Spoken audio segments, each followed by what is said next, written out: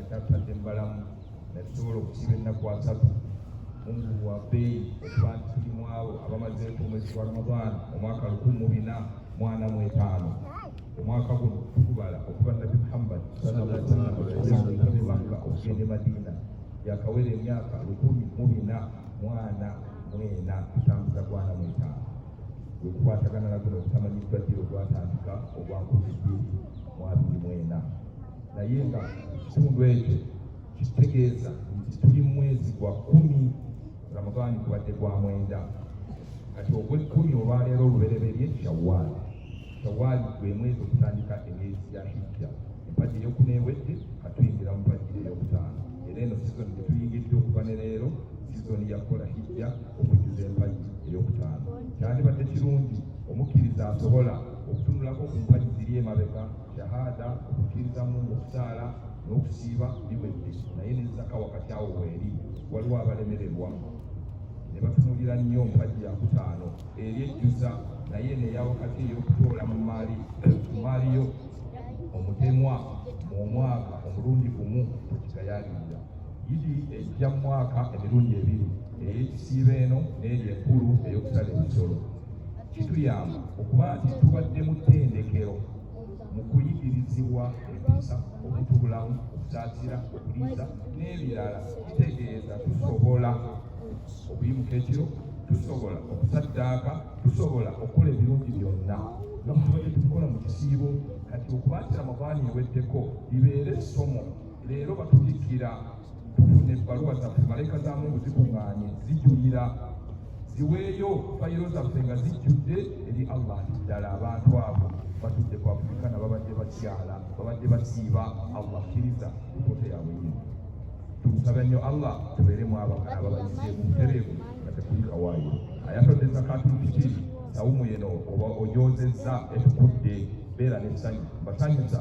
mulimu abo abawandiikiddwako okuyingira mu mulyango Rayyaani okuyingira mu jjana butereevu kuba Allah kkiriza nammwe abatatodde nga mulina obusobozi kyasobola okulaba imaamu ne mutoola oluvannyuma ebeera saddaaka so si ssaka naye era mufunamu olulidda olukabbirullaha ala ma hadaakum la'allakum tashkuruun muliwe sawumu eweddeko n'abakyala abalina ennaku ze baalya oba abaami abaali mu bizibu ngenda obulwadde sawumu bweggwako ekyatandikirawo ojjewo ebbanga lya Mungu kubanga ne bwofa abasika abo balina okulisikira batusiibira ennaku z'oba tonnasasula so zijjeewo oluvannyuma gattako omukaaga mu bufunze obwo bwe bubaka bwe twagadde okuwa mu lulimi Oluganda era tubakubiriza nti yidi eno kibeere ntandikwa ey'okwetegeka mu byobulamu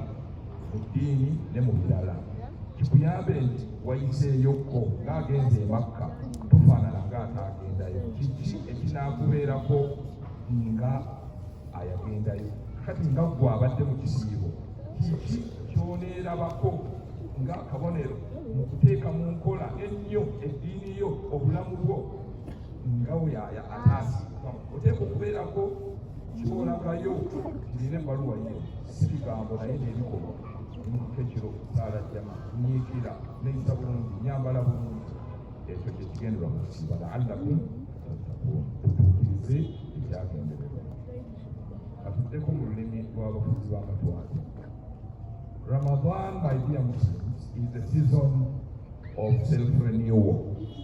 It is the and keep financial discipline. It doesn't work where Muslims are not financially disciplined. We must plan and act well. We also congratulate Parliament for the LGBT issue. Although there is an appeal in court, the Constitutional Court, I think, quashed about 4 clauses. We hope the government will appeal and then have them reinstated because this is a panic practice that must not exist. We want also to encourage Muslims to pay sadaqah and help the needy ones. People are in dire need, no food, especially in rural areas, and unemployment is high. We don't think it is proper for us to keep only our side and leave others suffering. وَاعْبُدْ رَبَّكَ حَتَّى يَأْتِيَكَ الْيَقِينُ. Keep worshiping your Maker until death. So don't give up. There is a lot that we can do to rescue ourselves. Those of us who left and left such legacy, we ask Allah subhanahu wa ta'ala to give them better blessings wherever they are. But also, those of us still living, let's try to do something within our means. Our schools in primary areas where we went to are really suffering. So financially to help them, go to where you are able to do something, so that you are not only seen doing this during Ramadan. Allah says in Surah Al-Hajj, فَمِنَ النَّاسِ مَن يَعْبُدُ اللَّهَ عَلَى حَرْفٍ. Among people, there are those who worship Allah seasonally. We don't want to be among those. We should be complete Muslims who worship Allah Azza wa Jal throughout the year. And it is important that we celebrate Eid in a good way, without exploiting others and without being extravagant.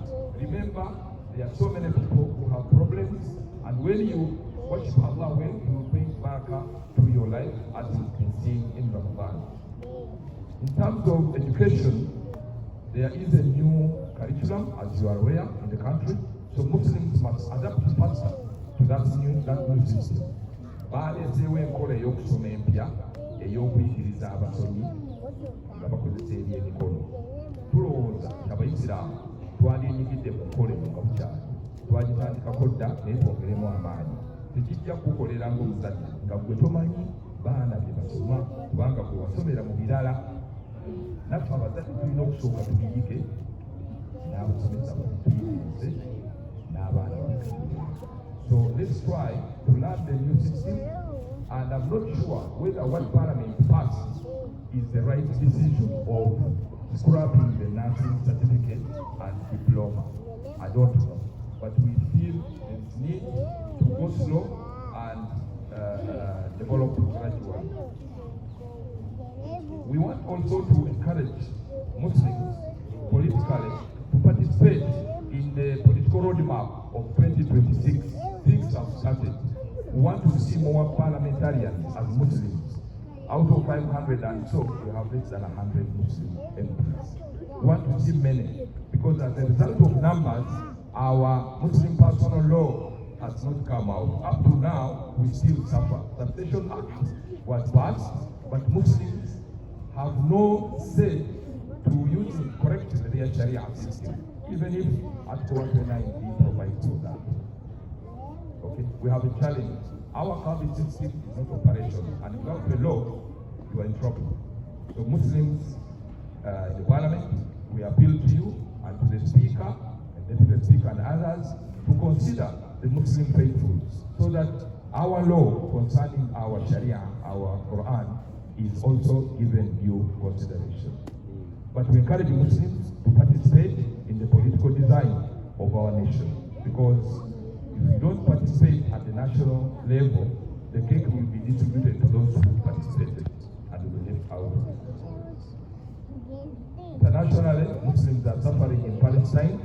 We condemn in the strongest terms possible the Palestinian situation caused by Israel. That is genocide. Everybody is silent. America, France, China, Japan, and others are supporting killing innocent Muslims, children and women. Why? Because they are Muslims. That is their blood is not blood of human beings. That is wrong. What happened in South Africa for apartheid and in other parts of the world also concerns Muslims.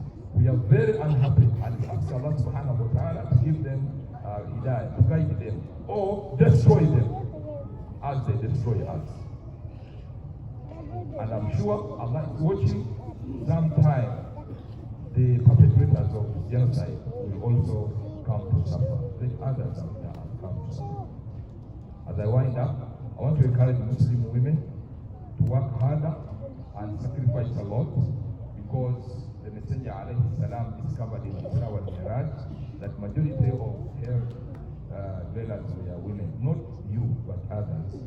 So we encourage you to pay sadaqah and participate in doing good and educate your daughters according to Islam, and marry as early as possible.